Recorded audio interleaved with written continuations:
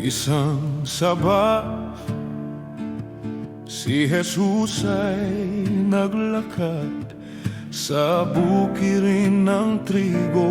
Ang kanyang mga alagad ay gutom at pumitas ng buti. Ang mga Pariseo ay nagmasid na may galit at sigaw. Bakit ninyo hinahayaang labetin ang kautusan sa banal na araw? Sumagot si Jesus ng may kapangyarihan at kapayapaan. Hindi ba ninyo nabasa ang ginawa ni David nang siya'y gutom? Kumain siya ng tinapay na para lang sa pari. Ang anak ng tao ay Panginoon ng Sabat. Ito'y dapat ninyong maintindihan. Iangat ba o ang buhay ko sa pamantayan ng iyong salita na iyon? Piliin ko ang awa sa halip na mga patakaran na nagbubuklod. Pasiyahan kong si Jesus ang maging Panginoon ng aking Sabat.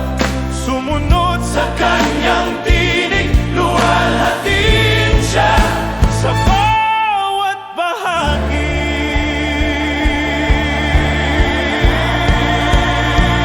Sa ibang sabat, sa sinagoga, may lalaking may tuyong kamay.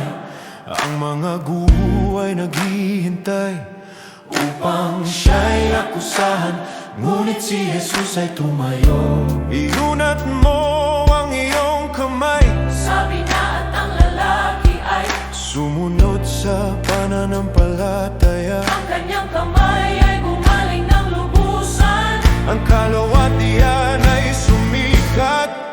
Iangat ko ang buhay ko sa pamantayan ng iyong salita na iyon. Piliin ko ang habag kapag tradisyon ay humahadlang. Pasiyahan kong sundin si Jesus kahit ano pang sabihin nila. Sumunod sa kanyang tinig, luwalhatin siya sa bawat sandali.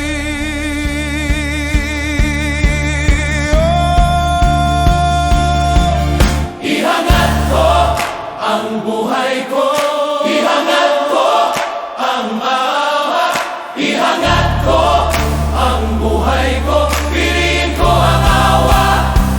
Pasiyahan kong maghari siya, sumunod sa kanyang tinig, luwalhatin siya sa bawat sandali.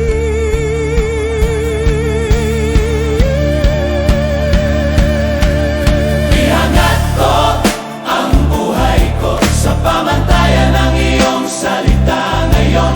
Ang katotohanan, ang Panginoon ng Sabat ay dumating na. Ang hamon ay umaalingaw-ngaw. Ihangat ko ang buhay ko sa kanyang salinyang salita, at hayang mabuhay ang kanyang kaluwalhatian sa akin.